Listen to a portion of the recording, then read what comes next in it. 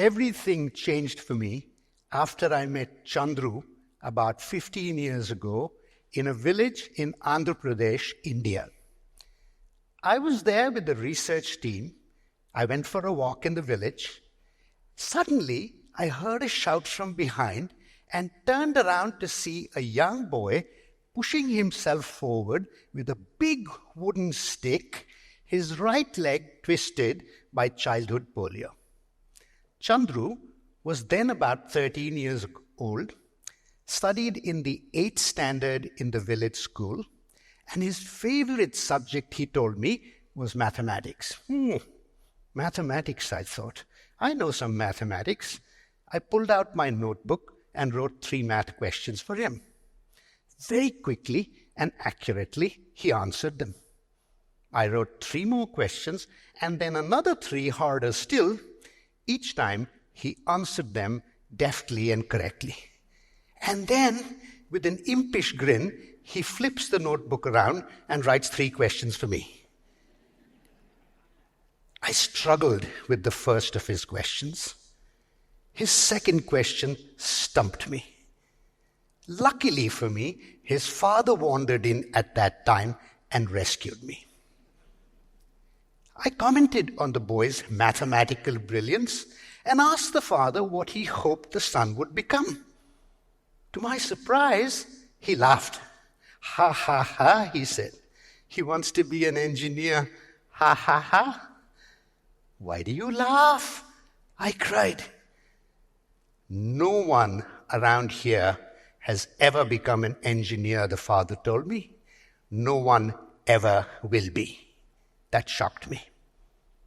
Over the next few days, I went around the 10 neighboring villages and asked about the positions people had achieved over the last 10 years. It turned out that the father was dead right. Not only had no one never become an engineer, no one had become an architect, an accountant, an airline pilot, or anything better. The highest positions were those of school teacher and local official. What was I doing in that village? I started my career in the Indian Administrative Service, implementing development programs for the government. I learned a great deal, but after 15 years realized I needed to study more and went to Cornell University and later became a professor. Over the last 20-some years, I have done grassroots research in many different countries, but with the same basic question. Why are people poor? And how can they be given a fair deal? I found many people like Chandru around the globe. Individuals who have boundless talent, but little to no opportunity to discover it and realize their full potential. Bottom line, talent is everywhere, but not opportunity. Thousands, millions of talents routinely go undiscovered and unrewarded. To make equality of opportunity a reality and to achieve world-class excellence, societies need to invest in talent ladders. What is a talent ladder? And how did I come upon the idea? It began with a random conversation in class. How could Jamaica, a small country of 3 million people, have produced such an impressive flow of world-beating sprinters? How could Usain Bolt, whose parents ran a village grocery store, rise from there to world-class competition? Why did his talents not go unrecognized and unrewarded like those of the thousands of individuals I had met in different countries? To find out, I went to Jamaica. The first thing I noticed was that not everybody is built like Usain Bolt. There are tall Jamaicans and short ones, thin ones and fat ones, slow ones and fast ones, as there are in other places. It's not about genetics or geography. What is special is the system they have developed, which tags a fast Jamaican at a young age and takes her or him up the steps of a talent ladder. An easy-to-access sequence of steps that begins at the grassroots and goes to the highest levels. Every child can compete. Those who perform better move higher up the ladder. But Jamaica is hardly alone in this regard. Once you look around, you see many other examples. Wrestlers in Haryana, a small state in India, have won more international medals than any other kind of sportsperson. The talent ladder in this case begins with akhadas and academies at the grassroots. Those who do well in dangals and competitions move up to higher level academies, to government training centers, and to the Pro Wrestling League, a newish rung in this talent ladder. Other examples of world-class excellence and talent ladders that I have studied include marathon runners in Kenya, tech entrepreneurs in Estonia, writers in Nigeria, classical musicians from Sistema, which began in Venezuela and has spread around the world, women golf players from South Korea, hackers from North Korea. You probably know of other examples. Here's the key. They can support different kinds of endeavors, but at root, all talent ladders are built to the same core design principles, the 7 principles or 7 pillars of talent ladders. First and foremost, open access with transparent and objective standards. Everyone has a realistic opportunity to participate. Barriers to entry are systematically removed. In Sistema, for example, the grassroots music rooms or nucleus are set up in the poorest neighborhoods so that these children also can easily participate. Transparent and objective standards are required in parallel to weed out influence and nepotism.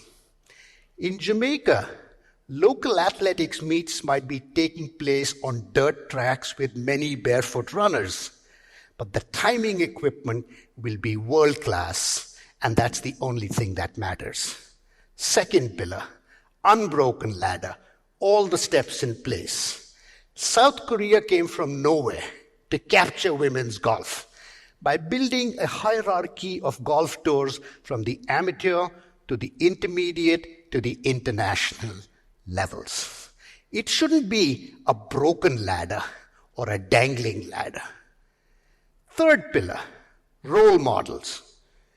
Ethiopians used to be soccer mad and not a nation of runners until Abebe Bikila won the Olympic marathon in 1960 and again in 1964, and hundreds of young Ethiopians took to running.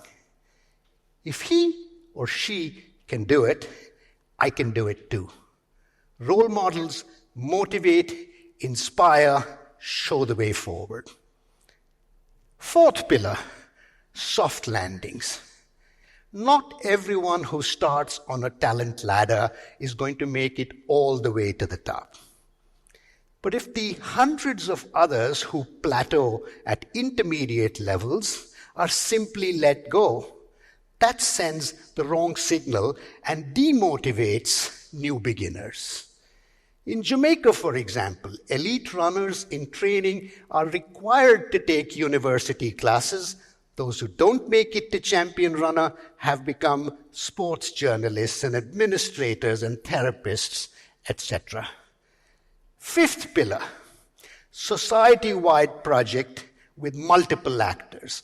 Big role for civil society, lots of volunteers.